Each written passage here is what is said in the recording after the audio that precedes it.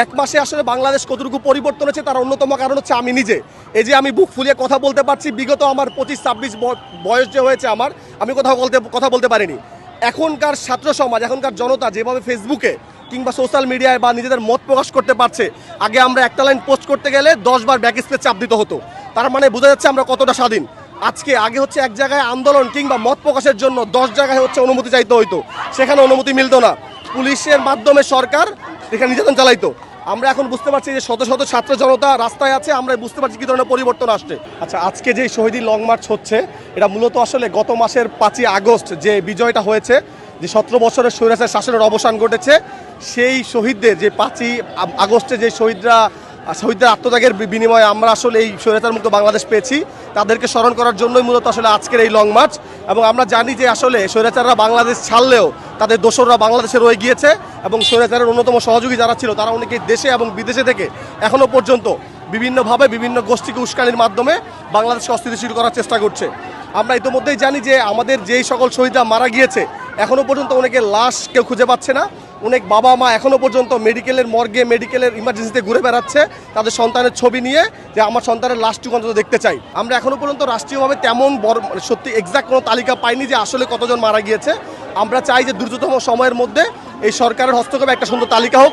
একই সাথে এই বাংলাদেশে যাতে করে হচ্ছে আগামীতে এই যে আজকে ছাত্র সমাজ যেভাবে নেমেছে, যাতে করে ছাত্র সমাজ যেভাবে একত্রিত থাকে এবং ভবিষ্যতে কখনোই হচ্ছে কোনো ধরনের স্বৈরাচারের ঠাঁই এই বাংলাদেশে না হয়, এবং স্বৈরাচারদের কোনোভাবেই যাতে হচ্ছে গিয়ে এই বাংলাদেশের জনতা প্রশ্রয় না দেয়।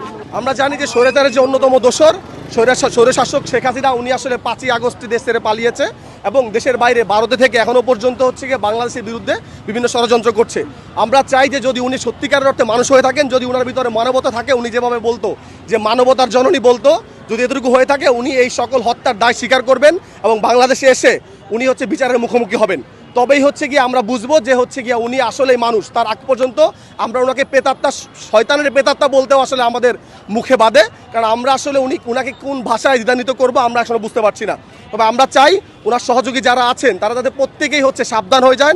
একইভাবে যারা এখনও পর্যন্ত লুকিয়ে আছে তারা আসলে আইনের কাছে আসলে নিজেদেরকে আইনের কাছে নিজেদের কাছে হস্তক্ষেপ করেন এবং হচ্ছে গিয়ে আইনের মুখোমুখি হয়ে তারা আসলে বিচারের সম্মুখীন হন।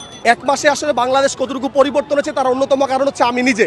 এই যে আমি বুক ফুলিয়ে কথা বলতে পারছি, বিগত আমার 25-26 বয়স যে হয়েছে আমি কথা বলতে পারিনি। এখনকার ছাত্র সমাজ, এখনকার জনতা যেভাবে ফেসবুকে কিংবা সোশ্যাল মিডিয়ায় বা নিজেদের মত প্রকাশ করতে পারছে, আগে আমরা একটা লাইন পোস্ট করতে গেলে 10 বার ব্যাক স্পেস চাপ দিতে হতো।